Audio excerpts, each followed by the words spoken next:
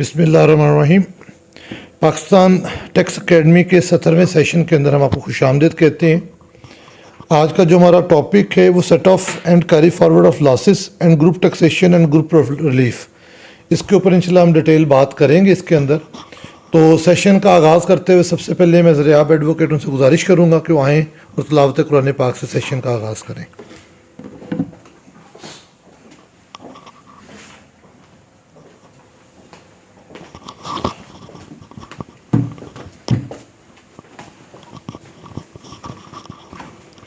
औज़ुबिल्लाहि मिनश्शैतानिर्रजीम। बिस्मिल्लाहिर्रहमानिर्रहीम।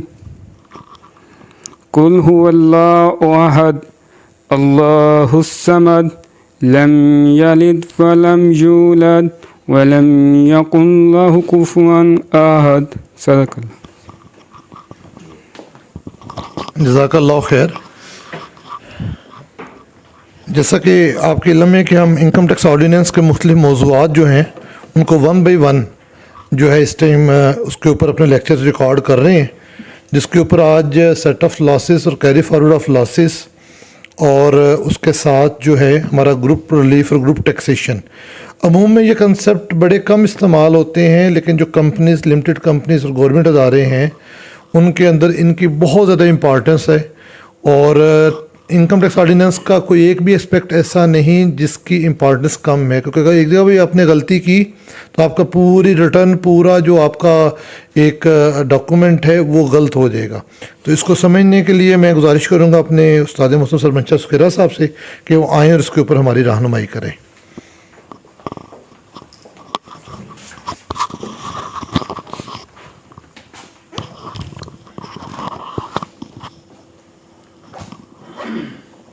अस्सलाम वालेकुम, honourable member of our Pakistan tax academy and Pakistan tax channel. अस्सलाम वालेकुम।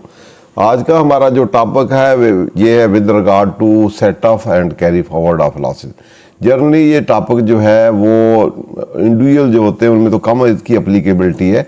इसमें जो बिग इंटिटी या बिग कंसर्न है उसकी वहाँ ये ज़्यादा इसकी अप्लीकेबिलिटी है। इस तरह ग्रुप टैक्सेशन है तो वो जो कॉर्पोरेट कंपनीज जो हैं, होल्डिंग कंपनी, सब्सिडी कंपनी, उनकी ग्रुपिंग, कंसोलिडेशन, वहाँ इसकी अप्लीकेबिलिटी ज़्यादा है। तो यहाँ भी जो बिग कंसर्न है वहाँ set of losses carry forward. वैसे तो इंडिविजुअल के लिए भी ज़्यादा अवेयरनेस इतनी नहीं है, लेकिन अगर लॉसेस हों डिफरेंट तो कैसे सेट ऑफ होंगे, कैसे कैरी फॉरवर्ड होंगे, तो उसके क्या कैटेगरीज हैं, ये फिर इस टॉपिक में हम डिस्कस करेंगे।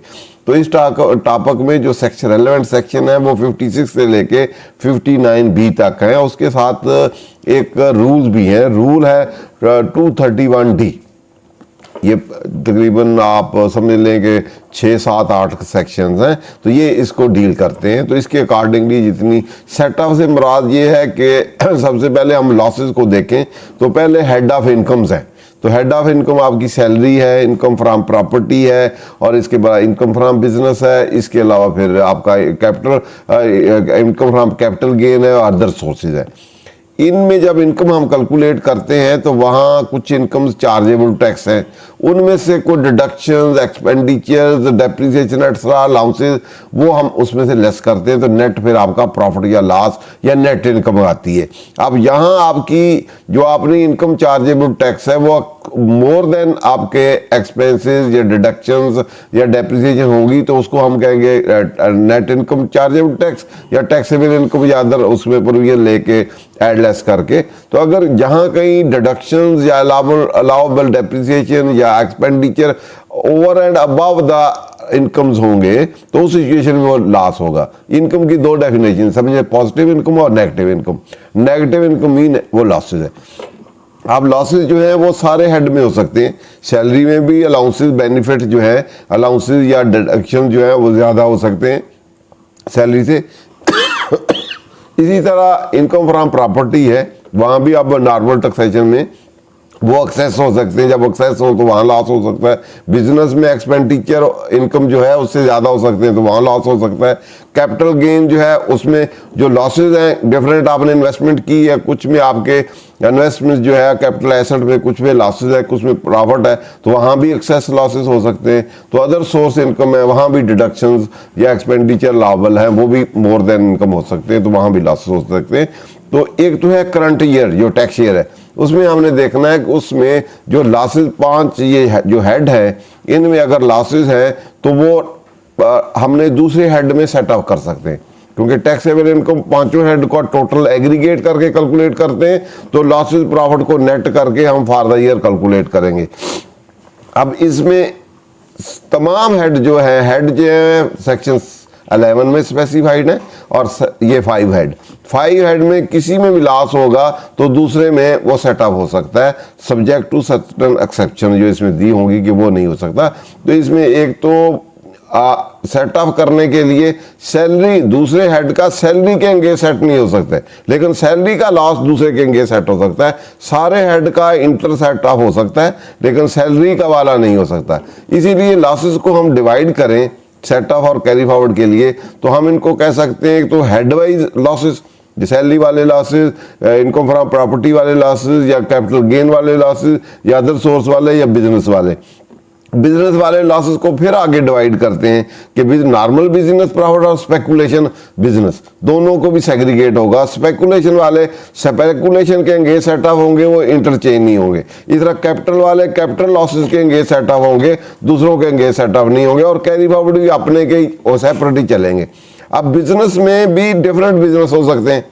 बिजनेस सपोज आपके पास टेक्सटाइल बिजनेस है, फिर पेपर का बिजनेस है, मेडिसिन का है, कोई और है, तो पहले अपने ही हेड के एंगेज हम सेटअप करेंगे, वहां से लॉस होगा तो फिर दूसरे में, फिर अल्टीमेटली आखिरी में इस आपस में टोटल बिजनेस का अलग करेंगे। जो स्पेकुलेशन है उसका अलग करेंगे। कैपिटल गेन वाले जो हैं उनके प्रॉफिट लॉस हर सिक्योरिटीज का, हर प्रॉपर्टी का या दूसरे के, वो अलग करके हर एक करके फिर टोटल करेंगे। तो इंटर पहले अपने इंटर जो है उनके उस वो हेड है, जो हेड के अंदर सब हैं उनका आपस के अंदर ऐड करके नेट टोटल एग्रीगेट निकालेंगे, फिर हम दूसरे 5 हेड में हम जाएंगे। तो इसलिए इसको जो ये हम जो बात कर रहे हैं set of carry forward losses की, वे नॉर्मल इनकम की हम बात कर रहे हैं। जो फाइनल डिस्चार्ज वाली इनकम है वो सेपरेट होगी, वहां कोई लॉस शास ना सेटअप होगा ना कैरी फॉरवर्ड होगी। और एग्जेम्प्ट वाली जो है, एग्जेम्प्ट वाले अगर लॉस होंगे तो इसमें आ जाएंगे, एग्जेम्प्ट के एंगेज वैसे एग्जेम्प्ट होगी, उसके एंगेज लॉस, ये लॉस सेटअप करने की जरूरत नहीं है। डेप्रिसिएशन वहाँ नॉर्मल चार्ज होगी। सेपरेट ब्लॉक टैक्सेशन बाद होती है। तो नॉर्मल को हम देखें तो नॉर्मल की 3 कैटेगरी हो सकती हैं, एक प्योर नॉर्मल, एक मिनिमम वाली नॉर्मल, एक सेपरेट ब्लॉक टैक्सेबल इनकम में ऐड करके बाद में रेट सेपरेट लग जाते हैं। तो इसलिए पहले टैक्सेबल इनकम देखनी है, टैक्सेबल कैलकुलेट करते वक्त तो हमने ये सेट ऑफ कैरी फॉरवर्ड करने हैं। तो ये बेसिक इसकी थी चीज़ें जो मैंने डिस्कस की। तो अब हम हेड वाइज हर एक को साथ साथ डिस्कस कर लेंगे, तो फिर क्वेश्चन आंसर भी कर लेंगे। सबसे पहले सेट ऑफ अलहदा बात है और कैरी फॉरवर्ड अलहदा बात है। Set of mean current year की बात है कि करंट ईयर में इंटर हेड वाइज एक हेड का या इंटर बिजनेस ये वो उसको सेट ऑफ करना है। और उसके बाद अगर एक्सेस हो जाए, लॉस सेट ऑफ हो ना हो, एक्सेस बच जाए, तो वो अगले साल में फिर कैरी फॉरवर्ड कर देना है। फिर अगले साल में बाकी किसी हेड का लॉस जो है कैरी फॉरवर्ड नहीं होगा, सिर्फ बिजनेस लॉस। बिजनेस लॉस की आगे 2 कैटेगरी हैं, एक बिजनेस लॉस, एक डेप्रिसिएशन लॉस। उसको कहते हैं अनऑब्जर्व डेप्रिसिएशन। पहले हम बिजनेस कैलकुलेट करेंगे, बिजनेस लॉस विदाउट डेप्रिसिएशन, फिर डेप्रिसिएशन वाला अलहदा चलता जाएगा और बिजनेस लॉस अलहदा चलता रहेगा फ्यूचर के लिए। कैपिटल लॉसेस जो होंगे, अब 4 कैटेगरी होगी जो कैरी फॉरवर्ड में जानी है। एक आपका बिजनेस लॉस जाना है, एक डेप्रिसिएशन या अमोर्टाइजेशन वाले लॉस जाने, एक स्पेकुलेशन वाले जाने, और एक कैपिटल लॉसेस जाने। कैपिटल लॉसेस और स्पेकुलेशन अपने अपने हेड में जाने, और ये वाला जो बिजनेस वाला और डेप्रिसिएशन वाला है, ये सेटअप आगे बिजनेस में ही करने हैं, दूसरे हेडों में नहीं हम कर सकते। करंट ईयर में इंटर हेड हो सकते हैं, लेकिन सब्सिक्वेंट में जो कैरी फॉरवर्ड हुआ वो सब्सिक्वेंट ईयर में बिजनेस लॉस के अगेंस्ट सेटअप होना है। बिजनेस लॉस के अलावा डेप्रिसिएशन भी बिजनेस के अलावा, और जो कैपिटल है कैपिटल लॉस वाले कैपिटल गेन, स्पेकुलेशन से, ये बेसिक कंसीडरेशन सामने याद रखनी। इसको सामने रखते हुए फिर हम आगे देखेंगे कि सेटअप जो है आगे कैरी फॉरवर्ड और सेटअप किस तरह करनी। इस तरह होटल इंडस्ट्री या कोई और इंडस्ट्री या आपकी कंसोलिडेशन या दूसरे बैंकिंग इंडस्ट्री, उसके लिए जहां कहीं स्पेशल प्रोविजन गिवन हो तो फिर उसके मुताबिक कैरी फॉरवर्ड सेटअप करना है। तो अब हम देख लेते हैं पहले सेटअप का। सेटअप की बेसिकली 3 कंडीशन है, इस 3 कंडीशन के मतलब हम देखेंगे। सबसे पहले है सेट ऑफ लॉसेस, सेक्शन है 56, सब्जेक्ट टू सेक्शन 58 एंड 59। 58 क्या है? स्पेकुलेशन, और 59 जो है वो कैपिटल लॉसेज है, कैपिटल गेन वाले। उसके अलावा उसका अपना तरीकेकार होगा, उसके अलावा जो है वो सेट ऑफ नहीं होंगे, उसके अलावा जो है वेरे पर उसके अलावा सेटिंग ऑफ दी हुई है, क्योंकि वो अपना ही सेट ऑफ करना है और अपना ही कैरी फॉरवर्ड करना है, अपना ही 6 साल तक आगे चलाना है। तो स्पेकुलेशन का और बिजनेस कैपिटल लॉसेज का उसकी सेपरेट स्ट्रीम ही सेपरेट चलेगी, जो इसके अंदर आएंगी नहीं, तो बाकी इधर आएंगे, बाकी को हम लिखते हैं। उसके अलावा उन्होंने कहा where a person sustain a loss for any tax year under any head of income specified in section 11। तो सेक्शन में 5 वो हेड स्पेसिफाइड है। A person shall be entitled to have a amount of loss set off against the person's income if any chargeable tax any other head of income. किसी और head में income है तो उसके against किसी head की charge की जा सकती, except income under the head salary for the year. जो सैलरी फॉर द ईयर है उसके अगेंस्ट वो दूसरे हेड जो है वो सेटअप नहीं किया जा सकता है। तो यहाँ क्वेश्चन हो सकता है कि सैलरी वाले हेड का हो सकता है, तो सैलरी वाले हेड का लॉस दूसरों में हो सकता है, लेकिन दूसरे हेड का सैलरी के अगेंस्ट सेटअप नहीं हो सकता, क्लियर? क्योंकि यहाँ एंड पे सैलरी को निकाला है, नहीं तो पहले ही कह देता कि सेक्शन 11 में सैलरी को एक्सक्लूड कर देता, तो सैलरी वाले को एक्सक्लूड नहीं किया। तो उसने कहा किसी हेड में भी हो तो दूसरे हेड में अदर देन स्पेकुलेशन ऑफ वो हो सकता है, लेकिन जब सेटअप करना है तो सैलरी वाले हेड के अगेंस्ट सेटअप नहीं किया जाता। तो नेक्स्ट इसमें है except as provided in this part where person sustain a loss under any head of income for a tax year that cannot be set off under subsection 1, the person shall not be permitted to carry forward losses to the next year। उन्होंने कहा जो loss आप bear करेंगे तो वो अगले साल में आप सेट ऑफ नहीं, आप कैरी फॉरवर्ड नहीं कर सकते, एक्सेप्ट एज प्रोवाइडेड। जो इसमें लॉ में सेट ऑफ कैरी फॉरवर्ड के लिए प्रोवाइड किया गया है वो कर सकते हैं, उसके अलावा जनरल रूल के तहत आप नहीं कर सकते। इसको ऐसे समझिए, नहीं नेगेटिव लैंग्वेज है कि आप कोई कैरी फॉरवर्ड नहीं करेंगे एक्सेप्ट जो लॉ में गिवन है। लॉ में आगे फिर कैरी फॉरवर्ड के अलग सेक्शंस हैं, उस प्रोसीजर के, उसमें क्या प्रोसीजर है कि जो स्पेकुलेशन लॉस है वो अगले 6 साल जो सरप्लस होगा आप 6 साल में कैरी फॉरवर्ड कर सकते हैं। इस तरह जो कैपिटल लॉस है 6 साल में कर सकते हैं। डेप्रिसिएशन फॉर एवर कर सकते हैं, उसका कंडीशन है कुछ, और जो बिजनेस लॉसेज है वो भी 6 साल तक कर सकते हैं। उसका भी प्रोसीजर है, पुराना जो है सबसे पहले करेंगे फिर ऑनवर्ड करेंगे, उनके अलावा आप कैरी फॉरवर्ड नहीं सकते। ये नेगेटिविटी इस तरह ये, इससे ये लगता है कि जैसे कैरी फॉरवर्ड कर ही नहीं सकते, लेकिन ये बात नहीं। Except provided in this part, जो इस पार्ट में गिवन है उसके मुताबिक कैरी फॉरवर्ड कर सकते हैं, उसके अलावा आप कोई कैरी फॉरवर्ड नहीं कर सकते। Where a person sustain loss under head of income for the tax year that can not be settled under section, the person shall not be permitted to carry forward loss to the tax. इससे और भी मुराद है, जैसे salary वाला loss carry forward नहीं कर सकते, जैसे इनकम फ्रॉम प्रॉपर्टी वाला लॉस कैरी फॉरवर्ड नहीं कर सकते, इसलिए इनकम फ्रॉम अदर सोर्स वाला कैरी फॉरवर्ड नहीं कर सकते, वो सारे नहीं कर सकते। कौन से कैरी फॉरवर्ड कर सकते हैं? Business losses, speculation losses, capital losses, और आपके जो स्पेकुलेशन लॉसेस और कैपिटल लॉसेस वो कैरी फॉरवर्ड कर सकते हैं। बाकी जो है सैलरी वाला या दूसरा कैरी सेटअप हो सकते हैं एक दूसरे के कैरी फॉरवर्ड, अगले साल में अगर सरप्लस हो जाए तो अगले साल उसको कैरी फॉरवर्ड नहीं कर सकते। वही सिर्फ business losses, depreciation losses, speculation losses और कैपिटल लॉसेस, तो ये वाले जो है आगे कैरी फॉरवर्ड हो सकते हैं, वो आगे हम देखेंगे। तो इसलिए ये भी देना जरूरी था, नहीं तो सारे ही कहते हैं कि हर हेड का ही कैरी फॉरवर्ड हो सकता है। सेटअप हर हेड हो सकता है, अदर देन वो सेट ऑफ हो सकता है इंटर, अदर देन सैलरी के एंगेज सेट नहीं हो सकता। लेकिन कैरी फॉरवर्ड के लिए कंस्ट्रेंट है कि बिजनेस लॉसेस कैरी फॉरवर्ड हो सकते हैं सरप्लस हो तो, या डेप्रिसिएशन लॉसेस कैरी फॉरवर्ड हो सकते हैं, या स्पेकुलेशन हो सकते हैं, या कैपिटल लॉसेस कैरी फॉरवर्ड हो सकते हैं। आगे हम देखेंगे।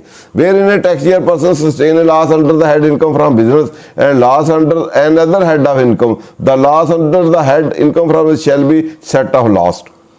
एंड पे सबसे पहले आपस में इंटर कर देंगे। सबसे पहले हम सैलरी वाला लॉस है या इनकम फ्रॉम प्रॉपर्टी है या दूसरा अदर सोर्स है वो पहले सेट ऑफ करेंगे, उसके बाद कोई बचेगा तो एंड पे बिजनेस वाला, ताकि पहले वाले एग्जॉस्ट हो जाए, क्योंकि वो कैरी फॉरवर्ड नहीं होने पहले उसको ग्लास कर लें और सरप्लस एंड पे बिजनेस बचे और उसको हम कैरी फॉरवर्ड कर लें। तो इसीलिए ये 3 इसकी बेसिक कंडीशन दी गई हैं, ताकि इस रूल को सामने रखते हुए ताकि बिजनेस लॉस ही आगे कैरी फॉरवर्ड हो, ताकि हम ये ना हो कि वो एंड पे हम प्रॉपर्टी वाला करें तो वो कैरी फॉरवर्ड हो जाए, क्योंकि वो तो कैरी फॉरवर्ड होना नहीं है। तो इसलिए उनको सबसे पहले और बिजनेस लॉस को एंड पे सेट ऑफ करना। ये इसमें 56A है, set of losses of company operating hotel. Hotel के लिए स्पेशल प्रोविजन दिया गया है कि जो पाकिस्तान में या उसके साथ आज़ाद कश्मीर में या गिलगित में यहाँ जो ऑपरेट कर रहा हो तो उसके लिए कहा कि अदरवाइज तो उनके अपने लॉज हैं, तो वहाँ कहा कि उसके लॉसेज भी आपस में इंटर सेट ऑफ हो सकते हैं। तो इसके लिए subject to section 56 and 57 where, क्योंकि अदरवाइज 56-7 में तो दूसरी बातें थी आगे, तो उसके अलावा subject to these section where public, सिर्फ पब्लिक के लिए, वहाँ हर एक के लिए होगा। यहाँ जो कंपनी डिफाइन है वही एंटिटी कर सकती है। Company defined in section defined in company act 2017 and registered in Pakistan, Gilgit-Baltistan and Azad Jammu Kashmir, AJK operating hotel in Pakistan, ये पाकिस्तान गिलगित आर एजे के जहां मर्जी, sustain a loss in Pakistan या इनमें जब वहां कहीं सस्टेन किया for any tax year under that income from business shall be entitled to amount of loss set off engage the company income in Pakistan गिलबर्ता एजे के as the case may from the tax year 2007 onward. Inter set off है, ऐसे समझ पाकिस्तान में हुआ है तो एजे के वाले होटल का जो वहाँ है प्रॉफिट उसमें सेट ऑफ हो सकता है, या वो गिलगित वाला है उसमें सेट ऑफ हो सकता है, या वाइस वर्सा हो सकता है। तो 2007 से ऑनवर्ड वो भी इंटर सेटिंग ऑफ हो सकती है। उसके बाद ये है अब कैरी फॉरवर्ड वाला। पहला सेट ऑफ किसी थी करंट ईयर की बात थी कि आपस में सेट ऑफ इंटर हेड में या होटल वाला सिर्फ बिजनेस लॉसेस जो है इंटर सेट ऑफ हो सकता है। तो ये अब कैरी फॉरवर्ड वाला है। Where a person sustain loss for a tax year under the head income from business, ये स्पेसिफाई कर दिया कि बिजनेस वाला लॉस जो है वो आगे other then loss to which subsection 4 और section 58 applies and loss cannot be wholly set off under section 56, so much of the loss that has not been set off shall be carried forward for the following year and set off against the person income charged under the head of business। कि उसके अलावा 58 वाला वो depreciation वाला है, तो वो अगले सालों में आप वो सेट कैरी फॉरवर्ड करके सेट अप कर लेंगे। If loss sustained by person for a tax year under the head income from business is not wholly set up under subsection then the amount of loss not shall be carry forward to the following tax year and applied in specified in subsection 1 in that year and so on, but no loss carried forward more than 6 years immediately succeeding the tax year for which loss was first computed। जिस साल में assess हुआ है उस साल में जो carry forward हुआ है अगले बिजनेस लॉस जो है अगले 6 सालों में वो कैरी फॉरवर्ड हो सकता है। Where loss referred to in subsection 2 relate to any assessment year commencing on 1st day of July and ended on 30 day of June 2011 is sustained by a banking company wholly owned by the federal government as on 2011 which is approved by the State Bank of Pakistan for the purpose of subsection the loss shall be carried forward for a period of 10 years। Banking को लिए otherwise 6 साल है normal, banking के लिए इस period में कोई fall करेगा तो उसके लिए उन्होंने 10 ईयर दे दिए। होटल इसी तरह होटल इंडस्ट्री को होगा नीचे where loss has been carry forward under this ऊपर where loss refer to subsection relate to tax year commencing on or after 1st day of July 2020 is sustained by a resident company engaged in hotel business in Pakistan, said loss shall be carried out for a period of 8 years। पहला normal 6 था और banking वाला 10 और hotel industry वाला business loss जो है carry forward के लिए वो आपका 8 ईयर तक का कैरी फॉरवर्ड होता है। Where a person has loss carry forward under this act for more than one tax year the loss of earlier tax year shall be set off first। तो जब आप कैरी फॉरवर्ड करेंगे तो पहले साल वाला जो लॉस है वो पहले सेट ऑफ करेंगे, फिर उस सीक्वेंस में ऑनवर्ड चलते जाएंगे। The loss attributed to deduction, ये स्पेसिफिकली आ गया। अब ये किसका है? ये डेप्रिसिएशन। पहले वाले जो थे वो बिजनेस लॉसेस थे अदर देन डेप्रिसिएशन, तो वो अगर कैरी फॉरवर्ड करते हैं तो उस तरह। ये डेप्रिसिएशन वाले या अमोर्टाइजेशन लॉसेस वाले वो 6 साल तक कैरी फॉरवर्ड करने थे, तो ये वाले हम देखते हैं कि ये किस तरह कैरी फॉरवर्ड करने और कब तक करने। The losses attributed to deduction allowed under section 23, 22, 23, 23B and 24 that loss has not been set off against the income, loss not so set off shall be set off against the 50% of the person income chargeable under the head income from business after setting of losses under subsection 1 in the following tax year and so on unless until completely set off। क्या मुराद है इससे? पहले होता था कि depreciation losses होते थे तो जो कैरी फॉरवर्ड हम करते थे तो वो अगले साल की ही डेप्रिसिएशन समझ ली जाती थी, जो अगले साल की डेप्रिसिएशन उसमें वो भी ऐड कर दी जाती थी, जिस तरह वो टोटल डेप्रिसिएशन हो जाती थी तो वो करंट ईयर में सेट ऑफ की जाती थी। ऑनवर्ड रहती थी फॉर एवर, कि फॉर एवर आप डेप्रिसिएशन जब तक खत्म ना हो वो सेट ऑफ हो सकती थी। तो अब इस साल ये 2-3 साल पहले 3 में ये 2018 में इसमें कंडीशन ला दी, तो उन्होंने कहा डेप्रिसिएशन जो है सारी की सारी सेट ऑफ नहीं होगी, बल्कि जो बिजनेस लॉसेस सेट ऑफ करने के बाद जो प्रॉफिट बचेगा उसका 50% कैलकुलेट कर लिया जाएगा और टू दैट एक्सटेंट जितने सरप्लस डेप्रिसिएशन लॉसेस पड़ा होगा वो सेट ऑफ कर लिया जाएगा। 50% में उसको टैक्स देना होगा। ऐसे सब में बिजनेस लॉसेस तो उसी तरह 6 ईयर चलेंगे, उसके बाद बिजनेस लॉसेस अगर सेट ऑफ हो गए, खत्म हो गए किसी साल में, तो बाकी बच गया है प्रॉफिट, तो जिसमें टैक्स होना है। तो डेप्रिसिएशन जो कैरी फॉरवर्ड की है करंट ईयर उसी तरह सेट होगी।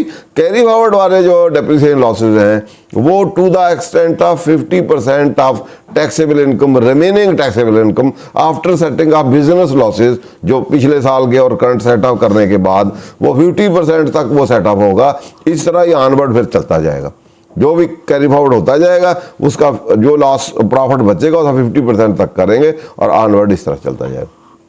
Provided that such losses shall be set off against 100% of the said business if taxable for the year is less than 10 million rupee। 10 इससे कम है तो फिर 100% ही होगा, फिर उसी तरह ही चलेगा जिस तरह पहले था।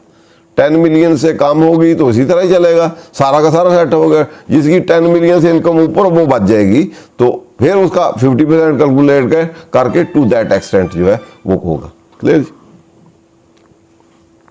In determining whether a person deduction under section have been set off against income, the deduction allowed under those sections shall be taken into account last।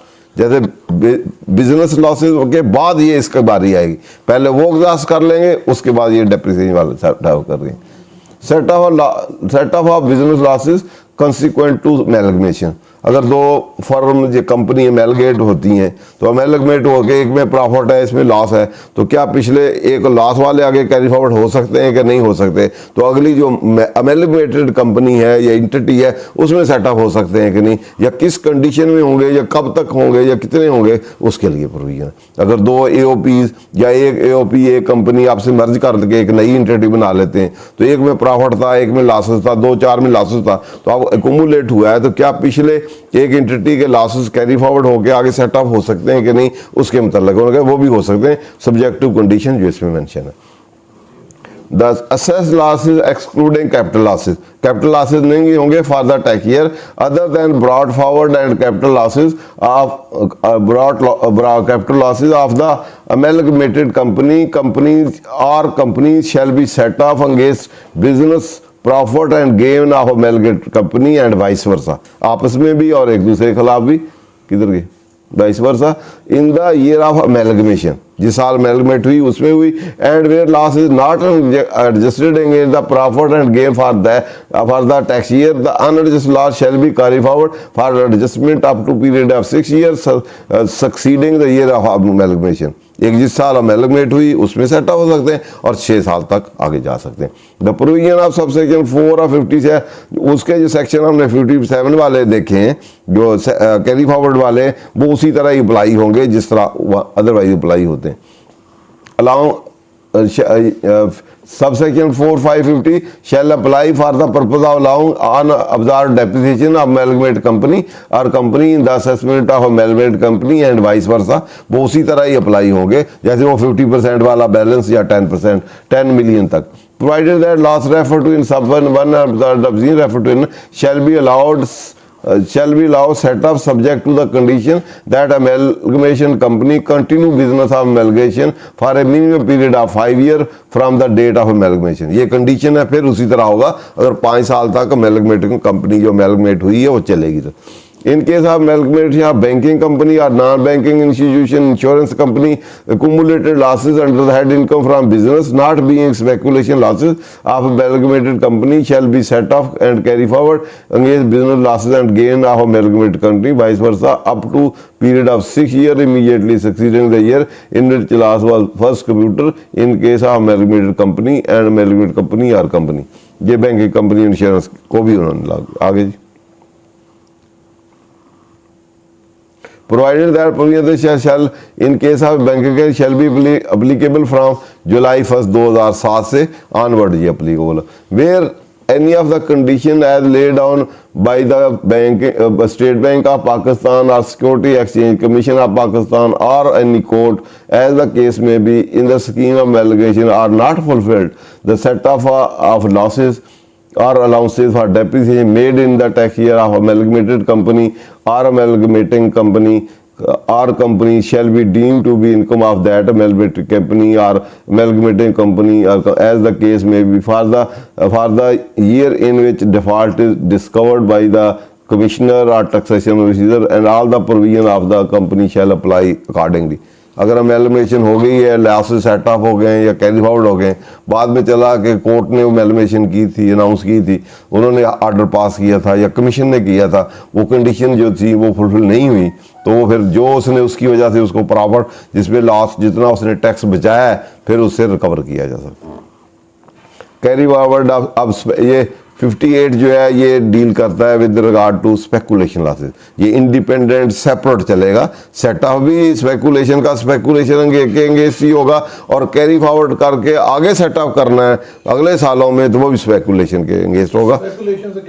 Speculation से मुराद कुछ ऐसे ट्रांजैक्शन है कि जो कि एक्सेप्शनल एक्स्ट्रा ऑर्डिनरी चीज़ के करते हैं, जैसे आपने स्टॉक खरीद के आपने कभी कभार खरीदा और सारी मार्केट ख़त्म कर दी और फिर उसमें आपने उसमें कोई एक्सेप्शनल नेचर ऑफ ट्रांजैक्शन है। सेक्शन 18 में स्पेकुलेशन को डिफाइन भी किया गया। सेक्शन 18 खोले बेटे, सारा 19 देखें।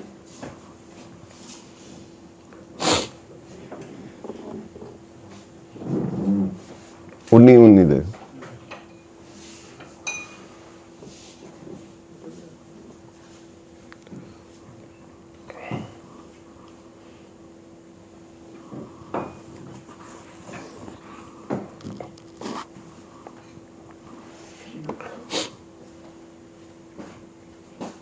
Section 19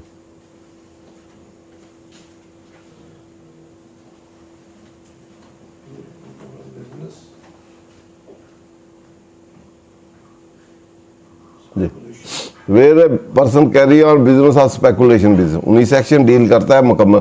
A business shall be treated as a distinct and separate from any other business carried out by a person. ठीक है, अब बिजनेस की दो कैटेगराइज हो गई, एक स्पेकुलेशन एक नॉर्मल।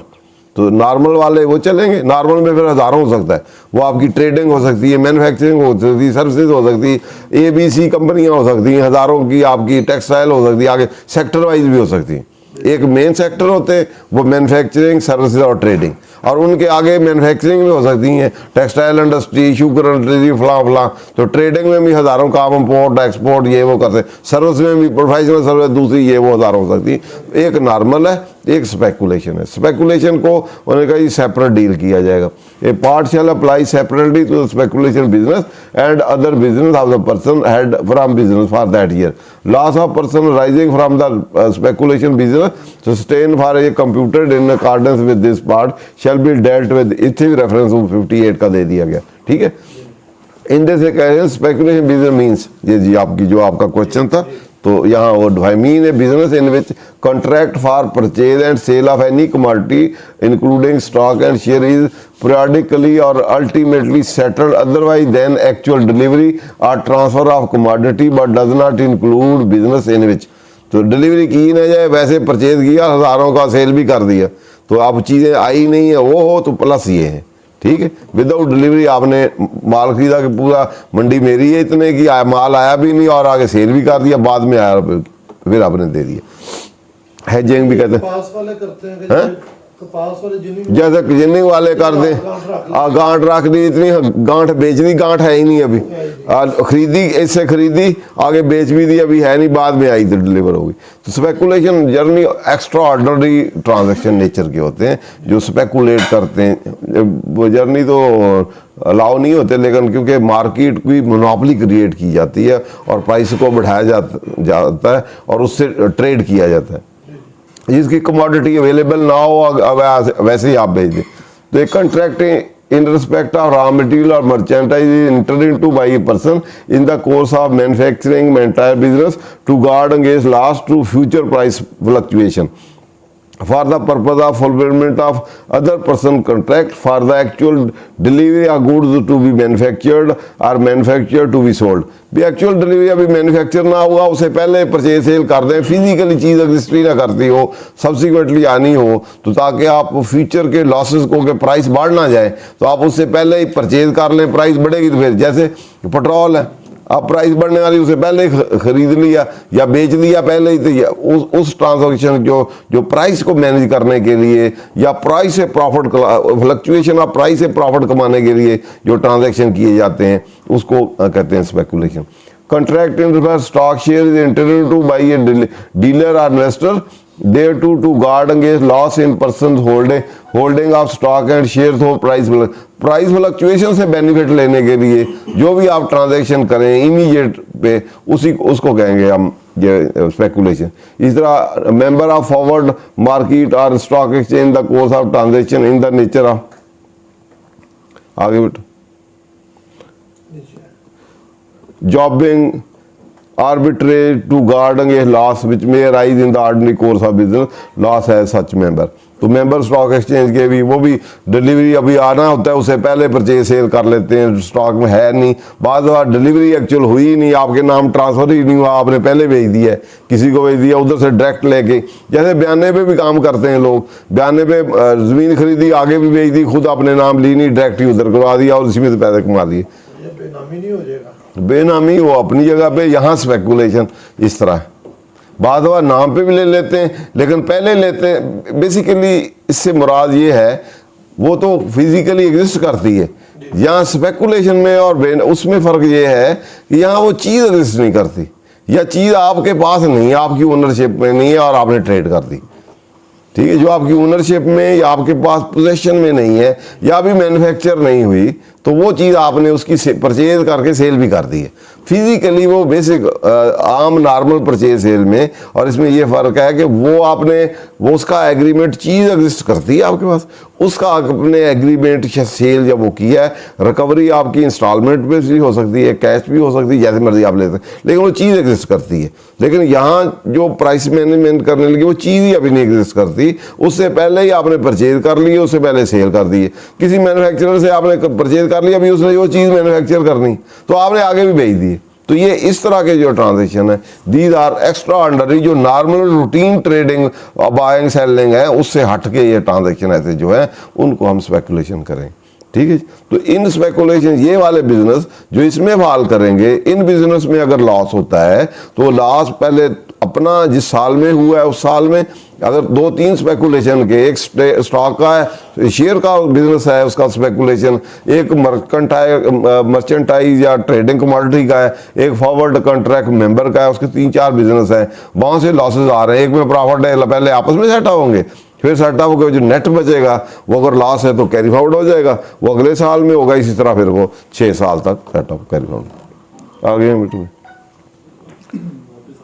अच्छा वेरे पर्सन इसी ये हाँ where a person sustain a loss for a tax year in respect of speculation business carried on by the person here referred to as a speculation loss, the loss shall be set off only against income of the person from any other speculation business of the person chargeable tax for the tax year. ये chargeable tax भी जरूरी है तो फिर उसमें set up करेंगे. If the speculation loss sustained by person for a tax year is not wholly set off under subsection 1, then amount of loss not set off shall be carried forward to the following tax year and applying against the income of any speculation business of the person in that year and applied in subsection 1 of the year and so on, but no speculation shall be carried forward to more than 6 years immediately succeeding tax year to for which the first loss continue. The person has loss carry forward on this decision for more than one tax year, the loss of earlier tax year वो उसी तरह ये पहले वाला पहले organise किया जाएगा 6 साल तक उसी तरह. इधर कैरी ये ब्रॉड फॉरवर्ड कैपिटल लॉसेज हैं ये भी उसी तरह है कि पहले अपने जितने भी कैपिटल लॉसेज इंटरेस्ट होगी जो एक्सेस होगा कैरी फॉरवर्ड होगा और कैरी फॉरवर्ड होके तो अगले 6 सालों तक सक्सीडिंग ईयर में उसी तरह होगा, पुराने वाला पहले फिर उसी तरह सेट होगा. लेकिन ये सेटअप सिर्फ कैपिटल गेन के एंगेज हाँ नहीं स्पेकुलेशन भी उसी के एंगेज और ये वाले भी इसी थे. ठीक है. बिजनेस वाले जो है नॉर्मल बिजनेस वाले सेपरेट, नॉर्मल बिजनेस में दो, एक नॉर्मल बिजनेस है डेप्रिसिएशन. नॉर्मल वाला जो बिजनेस है बिफोर डेप्रिसिएशन वो 6 साल तक और जो डेप्रिसिएशन वाला है वो जो आगे आपका 10 मिलियन से अगर कम होगी तो ज़्यादा होगी तो फिर वो 50% तक बाकी ऑनवर्ड. क्लियर. ये जनरल आगे ये limitation of set of carry forward ये इसमें कुछ लिमिटेशंस हैं सेट ऑफ में. एक तो वो डेप्रिसिएशन वाली है 50% वाली वो, बाकी जो है एओपी के मुतल्लक होगी. इन case of association presently loss shall be set of carry forward set of only against the income of association. अब एसोसिएशन है तो उसका लॉस हुआ है तो वो मेंबर के लॉस जब प्रॉफिट होंगे तो उधर सेट ऑफ नहीं होगा. पुराने ज़माने में ऐसे था कि रजिस्टर फर्म का लॉस उधर भी सेट ऑफ हो जाता था, वो उसका क्रेडिट डेबिट जो है वो भी आपस में ले सकते थे. यहाँ उन्होंने अब कंसिडर लगा दी कि वहाँ एओपी में अगर आपको लॉस हुआ है तो अगले यार कैरी फॉरवर्ड करके एओपी के अगेंस्ट ही फिर वो सेट ऑफ उसके लॉसेस क्या होगा पर्सनल में आपस में पर्सनल की इनकम में नहीं होगा क्योंकि पर्सनल की इनकम जो एओपी से शेयर प्रॉफिट आता है वो एग्जेम्प्ट होता है. तो वहाँ अगर यहाँ लॉस है तो वो लॉस उधर जाके उसकी इनकम के अगेंस्ट सेटअप नहीं होगा, वो अपने लॉस कैरी फॉरवर्ड होके एओपी का ही आगे कैरी फॉरवर्ड होगा और एओपी के प्रॉफिट के अगेंस्ट सेटअप होगा. Nothing in state 56, 70 shall be entitled a member of the association person to set off any losses sustained by the AOP as the case may be, or it have carry forward set off against his income. Any person who has succeeded in such capacity, any other person carrying on business or profession otherwise than by inheritance to carry forward set off losses income sustained by inheritance वाला या वो भी वाला भी नहीं होगा. Subject to subsection 1, subsection 3, where in computing taxable income for a tax year, full effect cannot be given to loss related to deduction by 23 वो जो पहले भी हमने डिस्कस कर लिया उसी को कहा है कि for the tax year of such loss again mentioned in subsection 1 being less than said loss नीचे ऊपर वही 50% वाला है कि आप टू 50% तक आप डेप्रिसिएशन वो दोबारा यहाँ फिर उन्होंने लिमिटेशन दे दिया कि आप पहले बिजनेस लॉस सेट करेंगे जो डेप्रिसिएशन वाले लॉसेज हैं वो जो उसके बाद जो इनकम बनेगी टैक्सेबल उसके 50% तक आप सेटअप कर सकते हैं. अगर आपकी 10 मिलियन तक नहीं 10 मिलियन तक फुल ऊपर वाले के है तो 50%. Where under subsection deduction is also to be deduction is also to be carry forward effect shall first be given to the section 56 and subsection 2 of 16. पहले उसको दिया जाएगा जो पहले वाले बिजनेस लॉसेस है उसके बाद फिर उसको दिया जाएगा. उसके not with any no loss which has not been ये जरूरी है कि आपका लॉस जो है वही कैरी फॉरवर्ड होगा जैसा हटा होगा जो सेस हुआ. आजकल तो जो भी रिटर्न फाइल करेंगे डीम टू भी सेस होगा. तो ये पुराने ज़माने के भी जो हैं वो भी लॉसेज अगर कैरी फॉरवर्ड या डेप्रिसिएशन से वो भी होंगे पुराना ये ऑर्डिनेंस वाले हैं 59, 59, 62, 65 और अब 120, 21, 22 जो असेसमेंट होती हैं उसमें जो होंगे ऑनवर्ड चल रहे। क्लियर जी। ये है कैरी फॉरवर्ड और लॉसेस वाले। अब है ग्रुप टैक्सेशन। ग्रुप टैक्सेशन के लिए दो इंपॉर्टेंट चीज़ें, एक होल्डिंग कंपनी, एक सब्सिडी कंपनी। ठीक है, होल्डिंग कंपनी वो होती है जो दूसरी कंपनी के जिसने शेयर खरीदे हों। अब शेयर कितने खरीदे हैं, अगर एक वो होली ओन्ड सब्सिडरी है जिसके 100% शेयर ही जो है वो सारे के सारे होल्डिंग कंपनी के पास हों, एक है कम भी है पार्शली होल्डिंग सब्सिडी कंपनी भी है 70% है, 50% है, 20% तक हो तो उसको एसोसिएटेड कंपनी कहते हैं, उससे नीचे हों तो वैसे ही सिस्टर कंसर्न कह देते हैं, कम ज़्यादा हो तो होली ओन्ड 50 से ज़्यादा सब्सिडी को कहते हैं। तो जनरली हर इस लॉ में इसकी अपनी टर्म एंड कंडीशन होगी कि वो किसको सब्सिडी कहते हैं और किसको वो अलाउ करेगा या किसको ग्रुप टैक्सेशन होगा। जब ग्रुप टैक्सेशन होगी तो इसमें ये होगा कि हर जैसे एक होल्डिंग कंपनी आगे 10 कंपनी है तो 10 कंपनियों की अपनी अपनी असेसमेंट नहीं होगी, उसको इकट्ठा कर लिया जाएगा, इकट्ठा करके तो एज एक फिस्कल यूनिट समझ दिया जाएगा और उसकी टैक्सेशन होगी। अब जब उसको कंसोलिडेट करते हैं तो कुछ ट्रांजैक्शन ऐसे होते हैं जो इंटर ट्रांजैक्शन होते हैं। जैसे एक सब्सिडी ने परचेज की है और इन्होंने होल्डिंग ने सेल की है, ये इंटर सेल परचेज कैंसिल हो जाएगी, ऐसे है जैसे ये बिकी नहीं है। इसी तरह इंटर परचेज सेल, तो इसी तरह इंटर आपके प्रॉफिट्स, जब फाइनेंस से लोन दिया है एक दूसरे को, इंटर जो आपके प्रॉफिट ऑन लोन्स हैं या प्रॉफिट ऑन डेट कर लें या इंटरेस्ट कर लें, वो इंटर जो प्रॉफिट लॉस है जो आपके फाइनेंसिंग एक्सपेंस है, एक एक्सपेंस होगा दूसरे की इनकम होगी। इस तरह इंटर डिविडेंड्स हैं वो भी आपस में एक दूसरे के होंगे, या कोई और भी इंटर एक्सपेंसेस हैं, आपने रेंट चार्ज किया है एओपी से, उधर से ले लिया सब्सिडी से, यहाँ एक्सपेंस है तो वहाँ आपने एक पे इनकम है एक पे एक्सपेंस है। इंटर जो भी ट्रांजैक्शन से इनकम एक्सपेंडिचर है या सेल परचेज है या फाइनेंस कास्ट है या डिविडेंड है या कोई और ट्रांजैक्शन है, वो सारे के सारे कैंसिल हो जाएंगे और एक ऐसे समझा जाएगा कि एक यूनिट है, ये आप एक हैं, आपकी सेल परचेज जो है ना एज ए होल आ जाएगी और इनकम एक्सपेंडिचर भी एज ए हो आ जाएंगे और नेट प्रॉफिट पे आपकी टैक्सेशन हो जाएगी। और फिर वो जो दूसरी है इंडिविजुअल जितनी भी हैं सब्सिडी उनकी टैक्सेशन नहीं होगी, उसको नहीं जस्ट डिक्लेरेशन होगी, उसकी टैक्सेशन नहीं होगी। लेकिन सब्जेक्ट टू ग्रुप टैक्सेशन में इसकी जो कंडीशंस होंगी, ये 8-10 जो कंडीशन है ये फुलफिल करना होगी और इसके साथ ही वो 231D की कंडीशन जो है वो फुलफिल करना होगी और इसमें भी ऑप्शन सर्टिफिकेट कुछ चीज़ें हैं वो देना पड़ेंगी। तो इसको हम पढ़ लेते हैं। तो इसमें पहले तो है 100% सब्सिडी होली ओन्ड हो, वो वाली मर्ज हो सकती हैं, मर्ज होकर कंसोलिडेट हो सकती हैं, उनकी ग्रुप टैक्सेशन हो सकती है। जिसकी कम होल्डिंग है वो नहीं हो सकती। ये एक तो इसमें फिर उसने इसमें ऑप्शन देनी होगी, वो भी पहले क्वार्टर हम देखेंगे कब तक ऑप्शन देनी है, फिर उसके बाद कब तक वो फिर किस तरह चलेगी, आगे कौन से सर्टिफिकेट देने हैं, कौन सी कंडीशन फुलफिल करनी, तो वो हम इसमें देख लेते हैं। Holding company and subsidy companies of 100% owned group की जो 100% ओन्ड है सिर्फ उनका ग्रुप कंसोलिडेशन हो सकती है, उनके लिए ये ग्रुप टैक्सेशन हो सकती है, may opt to be tax as a one fiscal unit.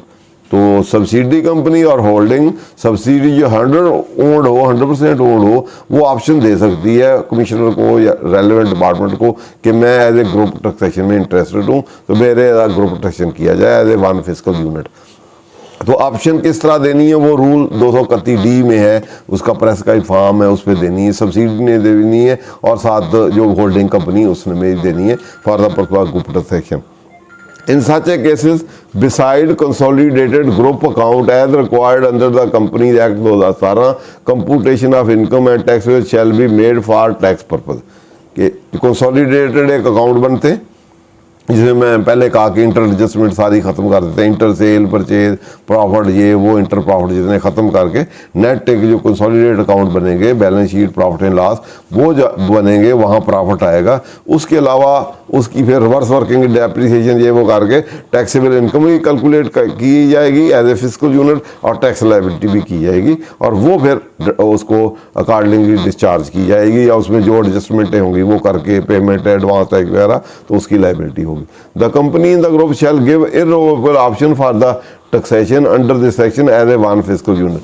जितनी सब्सिडरी या होल्डिंग कंपनी में जो एज ए कंसोलिडेट हो रही हैं सारी की सारी जो है वो अपनी ऑप्शन देंगी कि हम ग्रुप में टैक्सेशन देना चाहते हैं, एज ए इंडिविजुअल नहीं देना चाहते। तो ग्रुप उसके लिए रूल में दिया है प्रेस्क्राइब फॉर्म जिसमें वो इररिवोकेबल ऑप्शन देंगे। ये रेलर क्या है?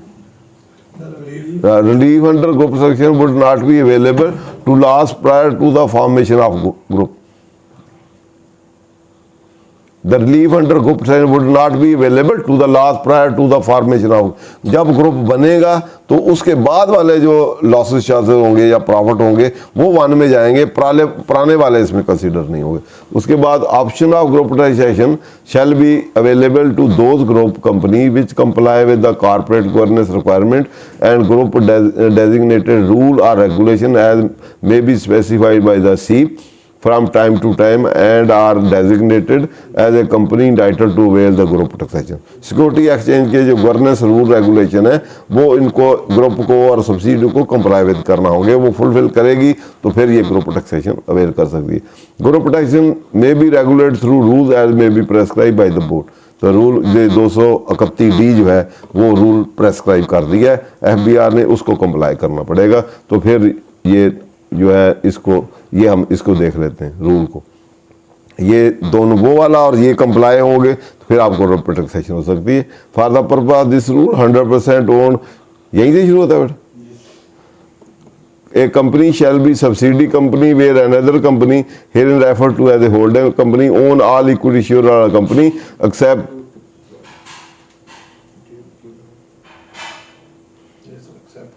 those held by nominee to meet the statutory requirement of the company's ordinance।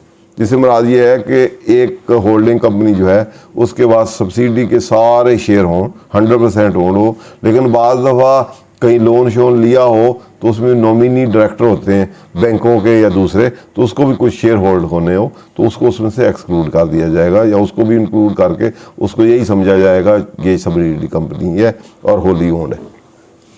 Holding company and each of his subsidiary company of 100% owned group which fulfill the conditions specified 59A shall make a separate application containing declaration of irrevocable option of group taxation as one fiscal unit to the concerned commissioner in the form as set out in the schedule below within the first quarter of the tax year for which group taxation is opted for। तो first quarter जब साल का शुरू होगा तो उसमें option सब ने देनी है, जितनी भी ग्रुप की पार्ट हैं होल्डिंग कंपनी में भी और जितनी सब्सिडी हैं होली जो आप इसको कर रही हैं उन सारों ने ऑप्शन देनी है कि हम ग्रुप टैक्सेशन में जाना चाहते हैं। Application shall be signed in case of a holding company by the chief executive officer of the holding company, and in case of a subsidiary company, the chief executive officer of the subsidiary company, identifying the commissioner having jurisdiction over the holding company as the case may, and subsidiary company national tax number and corporate registration number। तो अपनी अपनी देंगे, हो सकता है subsidy कहीं और register हो, कहीं और असेस होती हो तो और होल्डिंग कहीं कंपनी और होती हो, या डिफरेंट सब्सिडी डिफरेंट सर्कल में, एक कराची लाहौर ये वो है, तो क्योंकि अल्टीमेटली असेस तो होना है उन्होंने जहाँ होल्डिंग है तो होल्डिंग वाली जो डिडक्शन होगी तो बाकी वाली अपनी दे देंगे कि हमारी होल्डिंग वहाँ है हम यहाँ हैं तो हमारा NTA नंबर ये है उनका ये है, तो अकॉर्डिंगली वहाँ मर्ज हो जाएगी। Holding company as well as each subsidiary company shall furnish certificate issued by the Security and Exchange Commission of Pakistan verifying that the company has been complied with the Code of Corporate Governance as notified from time to time by the CIF। CIF से भी certificate लेना पड़ेगा कि वो CIF certify करेगी कि subsidy और holding company जो है जो रूल रेगुलेशन कॉर्पोरेट गवर्नेंस के रूल रेगुलेशन है उसको कंप्लाई विद करती है। तो ये condition. The return for the tax year following the option of the group shall be prepaid as one fiscal unit under the name of the holding company, and tax liability shall be discharged or fund shall be claimed respectively as the business of the subsidiary were the business of holding company। ये ऐसे समझा जाएगा return holding company की होगी, उसको सारों consolidate होगी, वैसे ही समझी जाएगी कि ये सबकी consign as a physical unit है, रिटर्न भी उसकी होगी, टैक्स भी होगा और फंड अगर कोई होंगे तो वो भी उसी को ही मिलेंगे फिर। ठीक है, किधर के बात However, for the purpose are no fact for that purpose no fact shall be taken for the loss including unabsorbed subsidy for the tax prior to the exercise the option for the group taxation। ये पहले भी हमने कहा कि पुराने वाले losses जो है सब्सिडी होल्डिंग है वो उसमें टेक फॉर नहीं किए जाएंगे। Along with group return copy of audited account of every company in the group shall be attach. उसमें सिर्फ उसकी कंसोलिडेटेड अकाउंट ही नहीं जाएंगे बल्कि हर के इंडिविजुअल अकाउंट जो है ग्रुप होल्डिंग के अपने इंडिविजुअल अकाउंट और जो सब्सिडी हैं उनके भी साथ अकाउंट जाएंगे और एक कंसोलिडेटेड जाएंगे। On option of group under section 50, the subsidy company shall furnish their return of income in their respective jurisdiction। अब वो तो होल्डिंग की कंपनी होगी तो बाकी जो है सब्सिडी भी अपने अपने जहाँ असेस होती है वहाँ वो भी अपनी रिटर्न फाइल करेंगे। Return in their respective jurisdiction along with copy of application for a group return for the record and future adjustment and intimating non tax liability of the return.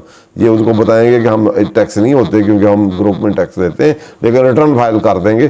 The subsidy company shall also intimate to the commissioner having jurisdiction over the holding company regarding their option for the group taxation। अपने jurisdiction में return वो file कर देंगे, नीलगी की taxation नहीं होती और हम उधर हो रहे हैं तो वहाँ भी इंटीमेट कर देंगे, वहाँ ऑप्शन दे देंगे कि हम ग्रुप का पार्ट है। The tax matter relating to prior tax period prior to adoption of one fiscal shall continue to be dealt with the commissioner having jurisdiction over the subsidy country। Group बनने से पहले जो tax year हैं उनके loss profit taxation liability उसी तरह ही होंगे जैसे पहले चल रहे हैं। In case where disinvestment of subsidiary company and provision of group have become inapplicable, no effect shall be taken for group taxation during the year of disposal। किसी साल में उसने शेयर डिस्पोज ऑफ कर दिए 100% से कम हो गए फिर आगे ग्रुप टैक्सेशन के फिर इफेक्ट उस तरह वो नहीं चलेंगे। All provision company including withholding provision as applicable on the withholding company shall मुटेंडाई apply to the subsidy during the period when the group is tax as a one fiscal each company shall file independent withholding statement as required under provision of the ordinance. ये question आ सकता था भी consolidate हो गए तो अब तो ग्रुप ही फाइल करे होल्डिंग कंपनी कंसोलिडेट करे। उन्होंने कहा नहीं, वो हर जगह होल्डिंग कंपनी अपनी विद होल्डिंग स्टेटमेंट फाइल करेगी और सब्सिडी कंपनी अपनी फाइल करती रहेंगी और साल के एंड पे क्लोज करके तो फिर उधर दे दीजिए। Relieve group taxation shall be limited only to those company which are locally incorporated under the company. ये उनको मिलेगा जो लोकली पाकिस्तान में इस लॉ के तहत इनकॉर्पोरेटेड है। All the company operate group under section shall have similar accounting period for the computation of income. ये भी हो सकता था एक स्पेशल ईयर हो, एक नॉर्मल ईयर हो, एक कोई और हो, तो एक शुगर वाली हो, एक वो नहीं। एक टैक्स ईयर 30 जून ही होगा या उनका सितंबर ही होगा या अगस्त ही होगा, तो वो सारी कंपनी जो है वो इसको ऑप्ट कर सकती है। The transaction by company within the group or with its associate company shall be carried on and recorded on arm's length transaction। arm's length पहले भी हमने डिस्कस किया था, ओपन मार्केट की तरह कराएंगे, आपस में अंडर कटेंगे या ओवर या उस तरह नहीं करेंगे, तो उस तरह होगी तो फिर ये हमारी है ग्रुप टैक्सेशन। अब इसके बाद है ग्रुप रिलीफ। ग्रुप रिलीफ में बेसिकली अगर मर्जर नहीं है या अदरवाइज है तो सब्सिडी वगैरह या होल्डिंग कंपनी एक दूसरे का लॉस जो है वो एक दूसरे को ट्रांसफ़र कर सकती हैं कि एक सपोज होल्डिंग कंपनी में प्रॉफिट है तो सब्सिडी में लॉस है तो सब्सिडी कंपनी जो है वो कहे जी मेरा लॉस तू सेट ऑफ कर ले, तो उसकी टर्म एंड कंडीशन है कि वो कितना लॉस सेट ऑफ करवा सकती है और कौन सी वो सब्सिडी है जो वो तो 100% वाली थी, अब 100% से कम वाली जो है वो फिर एक दूसरे को लॉस उसमें तो वो आती नहीं है क्योंकि 100% नहीं है तो ग्रुप टैक्सेशन में वो आ नहीं सकती। तो आपस में वो होल्डिंग कंपनी या subsidy company subject to certain condition के होल्डिंग कितनी परसेंट है उतना जितनी उसकी होल्डिंग परसेंटेज है उतना लॉस वो सरेंडर कर सकती है और होल्डिंग कंपनी सब्सिडी को सब्सिडी उसको वाइस वर्सा करके फिर सेट ऑफ कर सकती है और अपने उसको कम कर सकती है taxation. Subject to subsection 2, any company being a subsidiary or holding company may surrender its assessed losses as computed sum on 1 excluding capital losses। इसमें कैपिटल वाले नहीं आएंगे। capital losses for the tax year other than brought forward losses and capital losses। Brought forward भी नहीं आएंगे, current year जो losses होंगे वो एक दूसरे को सरेंडर कर सकते हैं और कैपिटल लॉस भी नहीं होंगे और आपके ब्रॉट फॉरवर्ड लॉसेस भी नहीं होंगे। In favour of A holding company और इट्स सब्सिडी कंट्री और between another subsidy of A holding company. मतलब होल्डिंग कंपनी सब्सिडी को दे सकती है, सब्सिडी होल्डिंग को दे सकती है, एक या एक से ज़्यादा, या एक सब्सिडी दूसरी सब्सिडी को दे सकती है, वो सब्सिडी उसको दे सकती है। ऐसे 3 जगह बन गई, एक होल्डिंग कंपनी, एक सब्सिडी कंपनी, एक और subsidy company.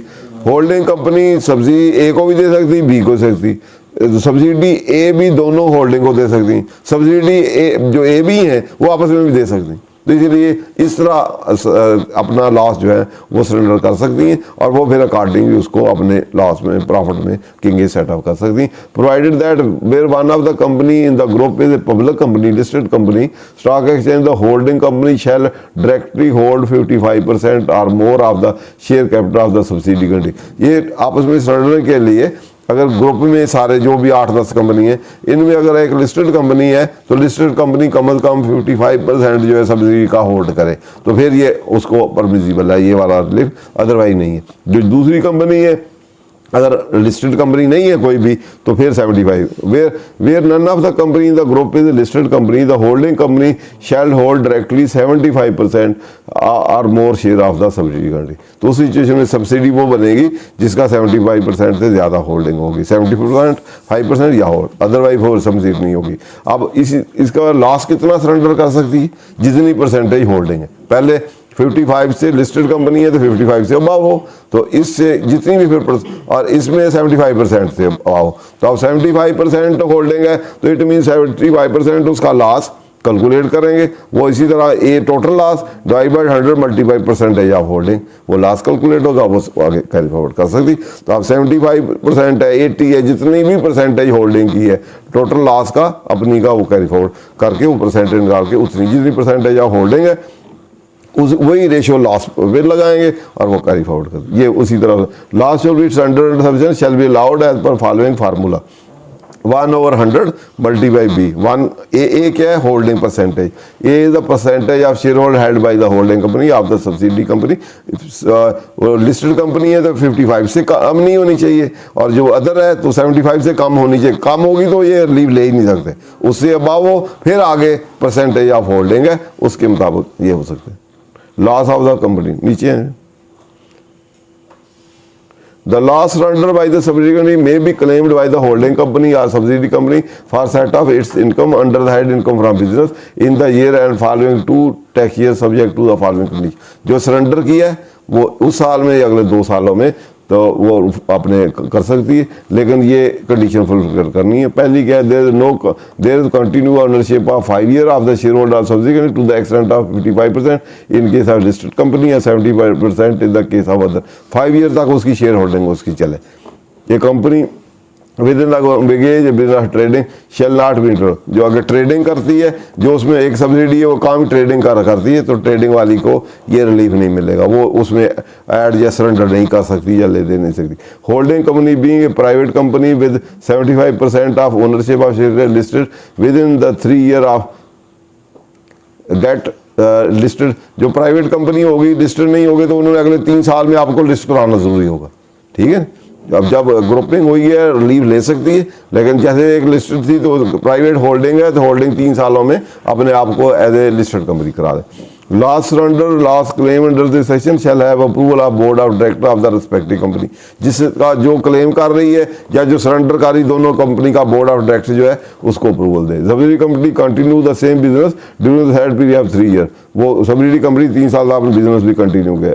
All the company in the group shell comply with, वो कॉर्पोरेट गवर्नेंस जो सीप के हैं उनको कंप्लाई कर। एनी अदर कंडीशन जो भी प्रेस्क्राइब करेगा board. The subsidiary company shall not be allowed to surrender its setup for setup of the holding for more than 3 years। 3 years से ज़्यादा का सेटअप नहीं करेगी।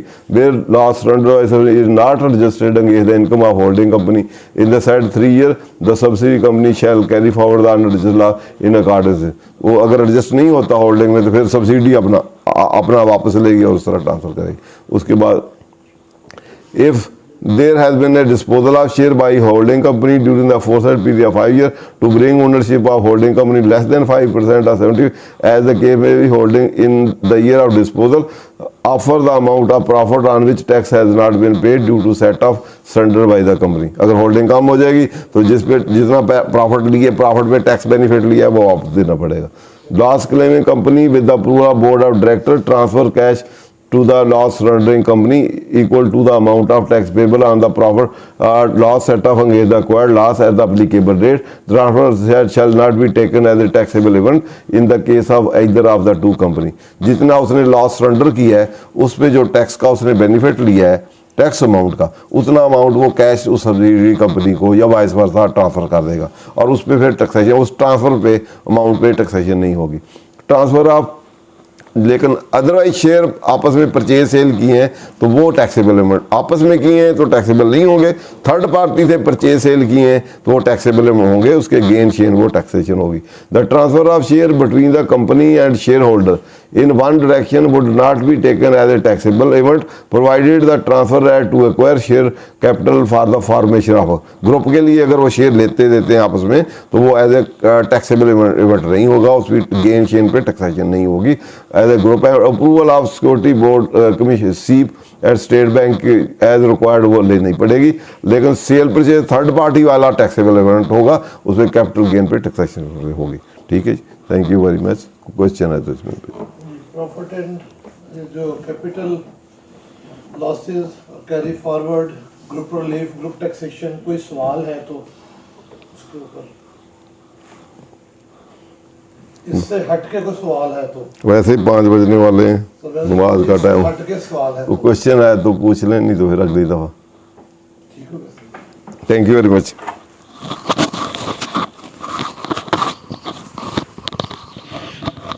मैं इंतहाई मशहूर हूँ पाकिस्तान टैक्स अकेडमी में आने वाले तमाम अपने मोअज़्ज़ज़ मेंबरान का कि वो आए. तो इनकम टैक्स ऑर्डिनेंस के नेक्स्ट टॉपिक के साथ इंशाल्लाह अगली जुमेरात हम फिर हाज़िर होंगे. इसको कंटिन्यू रखेंगे क्योंकि ये सारी रिकॉर्डिंग बेसिकली अब पाकिस्तान टैक्स चैनल पे अवेलेबल है अल्हम्दुलिल्लाह. और ये एक रिकॉर्ड और एक एसेट है आने वाले यंगस्टर्स के लिए भी ताकि वो जब आएँ इस प्रोफेशन में और उनको लर्निंग के लिए एक प्रॉपर और एक लर्नर टीचर की जो है वो इसके ऊपर गाइडेंस अवेलेबल हो. बहुत शुक्रिया जी. इंशाल्लाह अगली जुमेरात फिर मिलेंगे नेक्स्ट सेशन में नेक्स्ट टॉपिक के साथ इंशाल्लाह.